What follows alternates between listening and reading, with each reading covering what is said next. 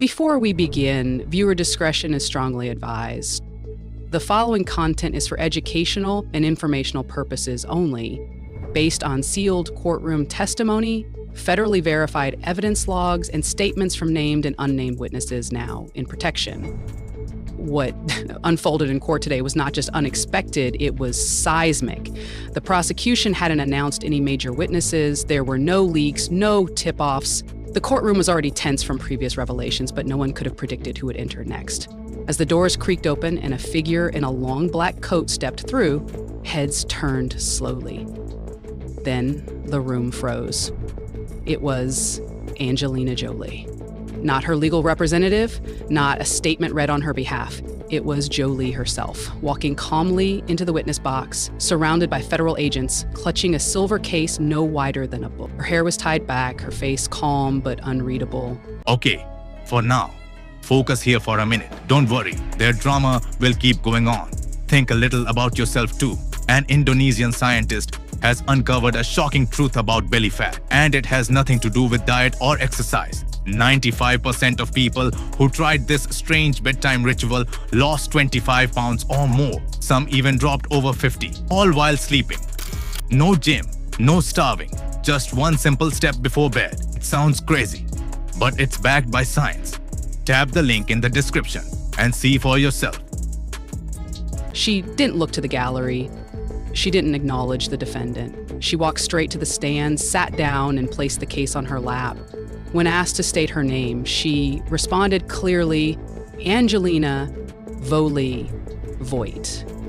The gasp from the press bench was audible. For years, Jolie had remained an enigmatic figure, known for her humanitarian work, her silence in political circles, and her distance from the celebrity chaos that often surrounded other Hollywood elites. She had never been publicly linked to Sean Diddy Combs, until now. The prosecutor approached gently, asking how she became involved. Jolie opened the silver case and removed a compact, nondescript device, a hard drive. She placed it gently on the evidence table. I didn't come here to make accusations, she said quietly. I came here to share what I saw, what I recorded, and what I was afraid to show. Until now. The courtroom had gone completely still.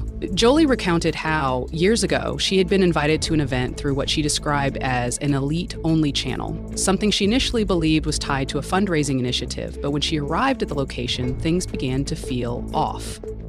I was taken to a private estate, not in the hills, not in Malibu, somewhere further out, hidden. I was asked to surrender my phone. I refused. They didn't insist. That was their mistake. Jolie revealed that her security detail had installed a hidden pinhole camera into the lining of her clutch purse, a standard protocol for any high-profile humanitarian mission she undertook, especially in conflict zones. She activated it when the evening began to shift.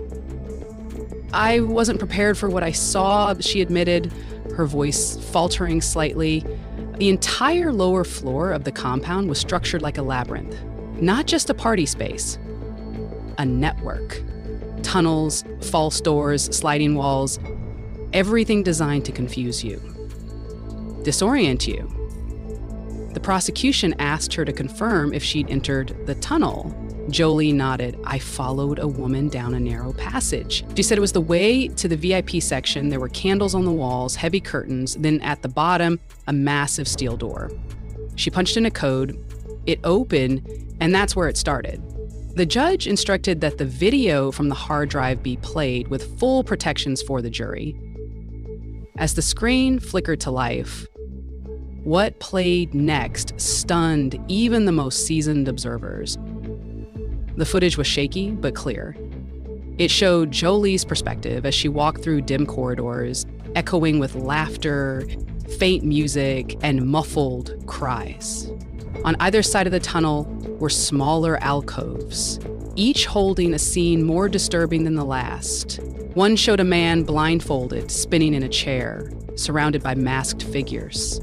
Another displayed a woman in a ball gown staring into a two-way mirror, behind which shadows moved like silent puppeteers. Jolie's voice, whispering in real time, could be heard.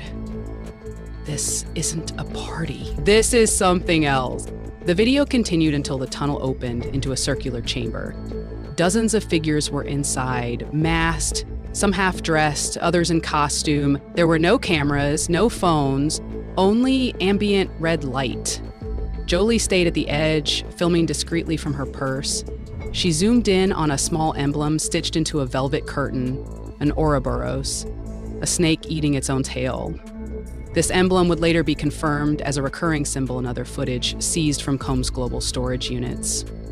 That was when I realized it wasn't random, Jolie told the court. It was a system, a ritual, and everyone there played a role, whether they knew it or not. At one point in the footage, Jolie captured a moment where Diddy himself entered the room. He wore a metallic robe, said nothing, and pointed to a chair in the center. A guest, a young man, face blurred, was led to the chair and sat down. A woman approached with a small vial. The rest of the room began to chant. The footage cut shortly after that as Jolie's purse was moved. I had to leave, she explained. I made an excuse, said I wasn't feeling well. They let me go because they thought I hadn't seen anything, but I had. The prosecution then asked her why she waited so long. Her response was measured.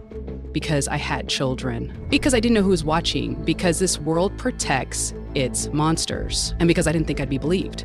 The judge asked if she had shared this footage with anyone prior to the court. Jolie confirmed she had given a copy to her personal attorney, placed a second in a safety deposit box in Geneva, and kept the original encrypted on a device that required two-factor biometric authentication. I wanted to survive long enough to see this moment, she said. The courtroom fell completely silent again. The prosecution submitted the footage as primary evidence, and the experts confirmed the metadata matched.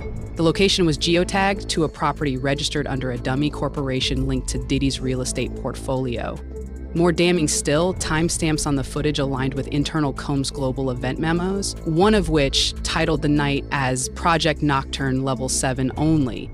The prosecution then revealed photos recovered from Combs' private email server, showing room layouts and seating arrangements for Level 7 events, complete with coded names like Initiate Alpha, Host Seraph, and Guest 3, Void. Jolie's voice grew firmer. I wasn't the only one who saw. I recognized faces. Some of them were frightened. Some were clearly drugged, but others, they reveled in it. This wasn't new to them. The defense remained silent, not daring to cross-examine. The jury sat motionless, several members visibly disturbed. Jolie concluded her testimony by reading from a handwritten letter she said she wrote the night she returned home. If anything happens to me, this footage must be seen. Because no one, no fame, no money, no song, should be allowed to silence the screams I heard echoing through that tunnel. She folded the letter and handed it to the judge. With that, she stepped down from the witness stand and left the courtroom without another word. As the doors closed behind her, the entire room felt irreversibly changed. Not because a celebrity had testified, but because a system had been cracked open from the inside by someone who had nothing to gain and everything to lose. The prosecution made no further statements. The footage spoke louder than any words. But behind the scenes, things were already moving. The FBI had reportedly opened 3 new investigations based on Jolie's footage alone. A federal task force had been dispatched to the tunnel property for forensic recovery. And perhaps most chilling of all, a sealed list of Level 7 regulars had just been authorized for subpoena. No names were announced, but insiders say the list includes entertainers, billionaires, CEOs, and at least one international political figure. Whatever illusions remained about the innocence of those tunnels had been shattered. And it wasn't a leaked video, a tweet, or a tabloid that did it. It was a mother, an activist, and an actress named Angelina Jolie, who walked into a courtroom and pulled the veil back with nothing but the truth. The courtroom was never the same after Angelina Jolie walked out. No one moved, not the jury, not the media, not even the defendant. What she had brought, what she had shown, was no longer rumor, no longer speculative. It was real, it was documented, and it was impossible to refute. The footage of the tunnel had spread behind closed doors like a virus, infecting every institution that had once protected Sean Diddy Combs. The system that had shielded him, power, lawyers, NDAs, handlers, was now bleeding credibility in front of everyone. By the time the judge returned from recess, 2 U.S. Marshals had replaced all security with federal detail, and word had already reached the higher floors of the DOJ. And yet what came next pushed the case far beyond anything Jolie had revealed. The prosecution stood slowly, solemnly, and stated that it had received supplemental materials from an anonymous Dropbox just hours after Jolie's footage was authenticated. The files included detailed tunnel schematics, guest logs, and internal memos from Combs Global, encrypted under a folder titled Blackline. For years, Blackline had been a whispered codename in elite entertainment circles, often dismissed as myth, a secret society, a cleanup squad, a private legend. But here it was, sitting in a secure hard drive, now in the court's possession. The prosecution asked permission to introduce an expert witness. The judge nodded. Then entered a man in glasses and a gray suit, known in cybersecurity circles as Alexei Rohan, a former intelligence contractor turned whistleblower. He had helped build encryption systems for European banks and later for Hollywood studios, protecting pre-release blockbusters. But what brought him to this courtroom wasn't film piracy. It was a Black Muncher surveillance system created to monitor and archive private interactions during Combs' most exclusive parties. "I was contracted through a third-party cybersecurity firm," Rohan said, his accent crisp but faint. "We were told we were building an archive vault for financial records. In truth, we were building a digital blackmail machine." The courtroom was deathly still as he opened the files. Pages of logs appeared on the monitor, each tagged with code names, timestamps, biometric readings, and GPS locations. These weren't party RSVPs, Rohan continued. They were psychological profiles. These people were scanned, analyzed, cataloged. And those tunnels, they were wired. Every alcove had hidden microphones. Every corridor had infrared motion sensors. But the worst wasn't the tech, it was the way the system ranked people. Level 0 through level 10. Level 0 was staff, level 10 was leverage. According to Rohan, a level 10 tag meant the person had either witnessed, participated in, or was complicit in acts that could never be spoken of publicly. These files were insurance policies. Every person who walked through those tunnels was either compromised or about to be. He clicked into one particular folder, one marked Obsidian. Inside were short video thumbnails, each only a few seconds long. One showed a famous singer passed out in a bathtub. Another showed a high-ranking studio executive crying while being interrogated by a masked figure. Another, a silent clip, showed Diddy himself pacing back and forth in front of a glowing server rack. The prosecution paused the screen. "Mr. Rohan, can you confirm if this server still exists?" He nodded slowly. "Yes, or at least it did when I accessed it remotely 3 weeks ago. The IP address traces to a climate-controlled facility in Nevada, off the grid, unlisted, staffed by ex-military personnel. The contents are enormous. Not just footage, contracts, bank transfers, NDAs, DNA records. I estimate it houses over 40 terabytes of raw blackmail data." The courtroom sat frozen. Even the defense, which had previously objected at every other twist, offered nothing.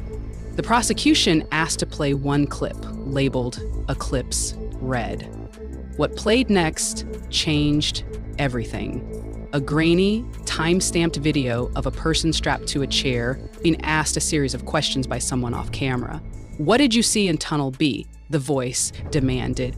"Who was with you in room 4? The person answered faintly, "I don't remember, I don't know." "Please let me go," the court gasped. The face was hard to see, but it was undeniably someone familiar. The prosecutor confirmed the identity as an artist who had publicly disappeared from the music industry without explanation 4 years earlier. "This was not entertainment," Rohan said. "This was a surveillance state masquerading as celebrity nightlife." The prosecution then submitted a list pulled from the server backup. It contained names, dozens of them, famous ones, political ones, international ones. Each name was paired with a code, green for cooperative, orange for unstable, red for flight risk. Some names had been crossed out. Next to those, the word resolved had been typed. We believe that term referred to targets who had either signed permanent gag orders or were otherwise neutralized, the prosecutor explained, pausing just before finishing the sentence. The judge interrupted the silence. Neutralized? Rohan nodded. That was the language used internally. I don't know what all of them meant, but I know at least 6 names on that list are individuals who've died under unexplained or disputed circumstances.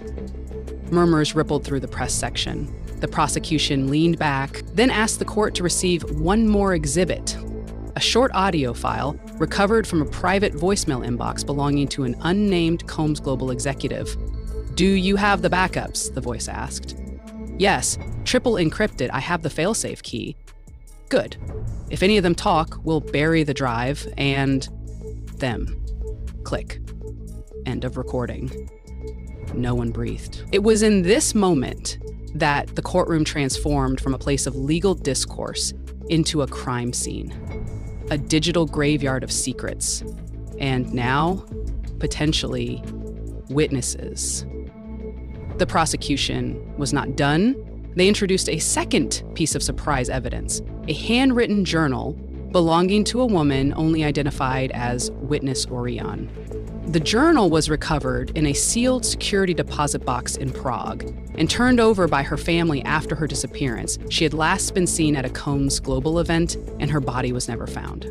The journal included detailed maps of the tunnel layout with markings for observation chambers, holding bay, and something labeled the furnace room. Next to that, she wrote, "The air here smells like bleach and silence." The prosecution read excerpts aloud. They said I was chosen, that my beauty was a passport, that I'd be celebrated.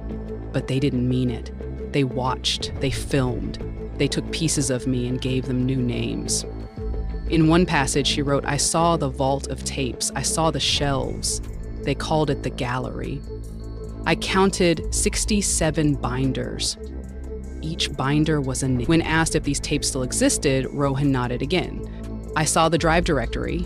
The file names match her description. But I couldn't open them. They're protected by retinal scan and voice print." At that moment, the prosecution asked to call one more unexpected witness. The courtroom doors opened again. Cameras weren't allowed, phones had been confiscated, but the atmosphere shifted when a woman in a deep green suit walked in, stone-faced, hands folded. Her name was sealed, but what she carried in her briefcase was not. A small, portable projector, she placed it on the desk and connected a drive. What projected next on the screen was a silent series of still images. Some pulled from Jolie's tunnel footage, others from recovered server logs. All were faces, all were women, some famous, some not. The room grew darker as each image passed. In the final image, a young woman stared directly into the camera. Her name was not given, but below the photo were 3 words typed in red: "Do not survive." The court erupted, gasps, cries. Someone in the gallery fainted. The judge slammed the gavel down, demanded order, then called an immediate adjournment. Outside, the media had gone feral. The building was surrounded. Black SUVs blocked both ends of the street. Victims' advocates held signs. Helicopters hovered. Inside, however, something heavier had settled. The courtroom had become a vault of revelations. Jolie's footage had been the entry point, but what followed was a flood. Tunnels weren't the story. They were the infrastructure.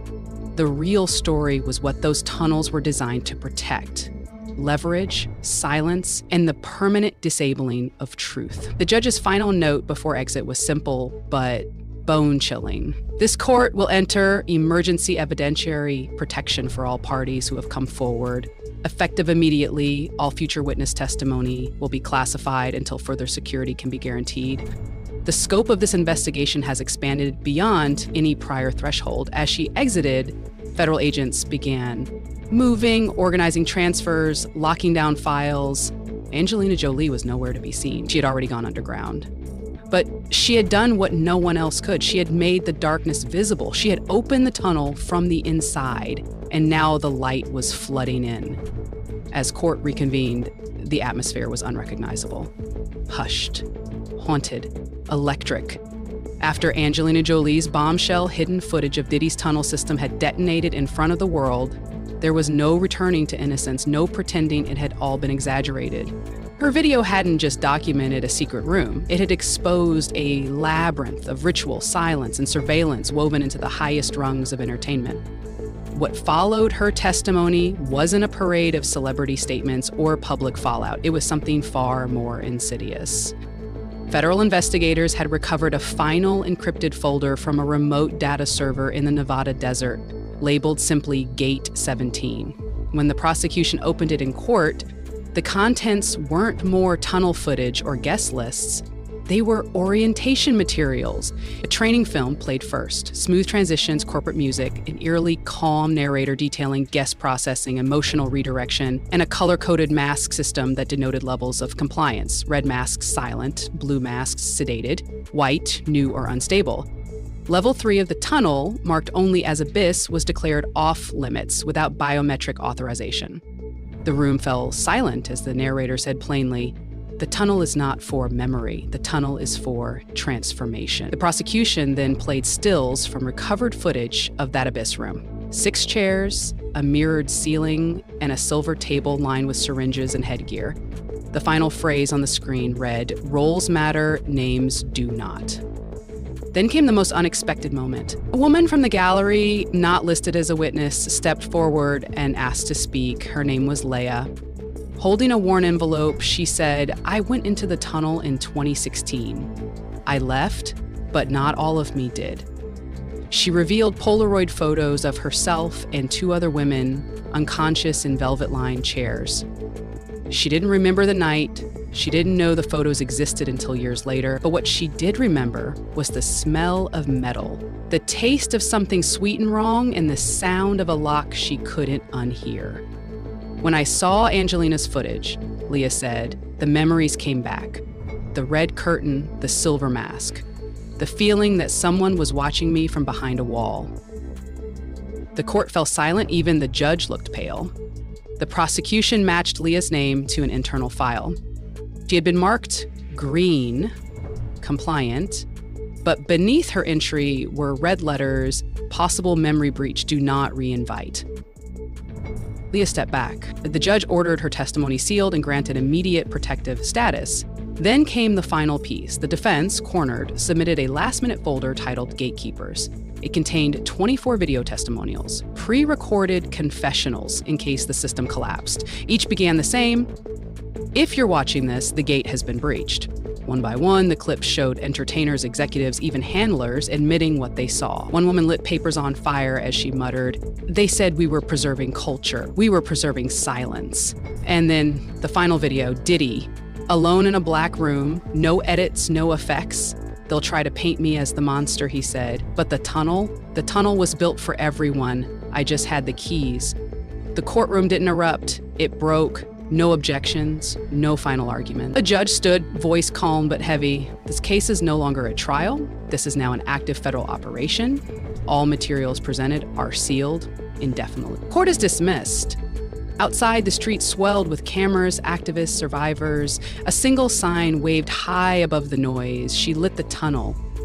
Beneath it, Angelina Jolie's face. She never came back to court. She didn't need to. Her footage had torn a hole through the dark, and the world, now wide awake, was watching the ruins of Diddy's empire collapse in real time.